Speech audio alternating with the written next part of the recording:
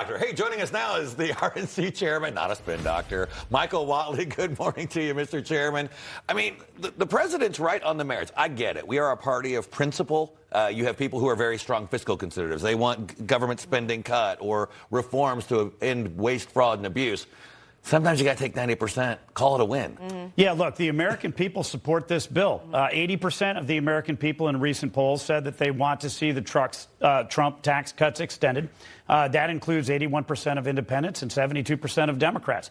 Every single Republican in Congress, both the House and the Senate, is committed to cutting taxes. Every single Democrat in both the House and the Senate is absolutely committed to raising taxes.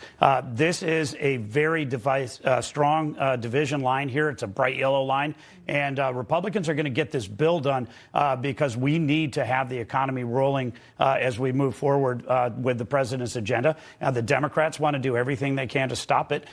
They're not siding with the American people, and the Republicans are.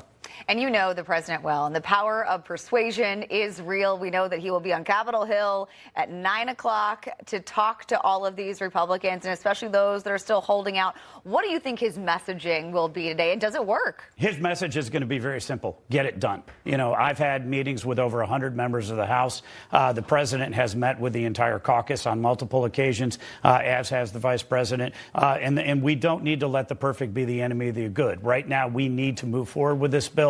The Senate is going to take a cut at it. We're going to have a reconciliation at some point, and it's going to go to the president's desk. But the fact is, the American people want this agenda to move forward. And it's not just the tax cuts that are going to be in this bill. Yeah. The fact is, we're going to have more border protections. We're going to have significant funding to be able to, deport violent, criminal, illegal aliens. And we're also going to see, spending on the defense and the military side, including pay cuts for our soldiers. So there's a lot to love in this bill, and the president wants to see it move. The American people want to see it move, and it's up to Congress to get it done. Yeah, I know one thing that typically motivates politicians is our approval polls. And so as President Trump makes that drive down Pennsylvania Avenue here in a few minutes, I just looked at the Real Clear Politics average. His approval has gone up 2% since the 1st of May. I mean, it's now, May 20th. So in 20 days, he's gained 2 percentage points. That shows he's on a winning streak with the tariffs and all of the other things. They want to add to this, and they can do that by getting on board. Yeah, the president is delivering. He's delivering on every promise that he made throughout the course of the campaign. He's rebuilding our economy from scratch. He has restored our southern border. He's making America strong again. This is an American agenda. It's not just the president's. It's not just the Republicans' party. It's the American agenda. Congress is going to deliver on this bill. We need to get it done. We need to get this bill to the president's desk.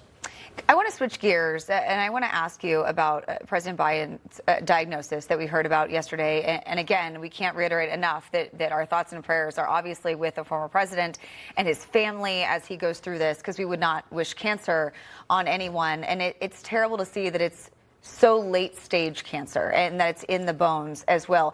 And we've talked to a lot of doctors on this program, Michael, and all of them have said, this isn't something that develops overnight. So it's just, the big question mark is, you have a guy, the president of the United States, best doctors in the world.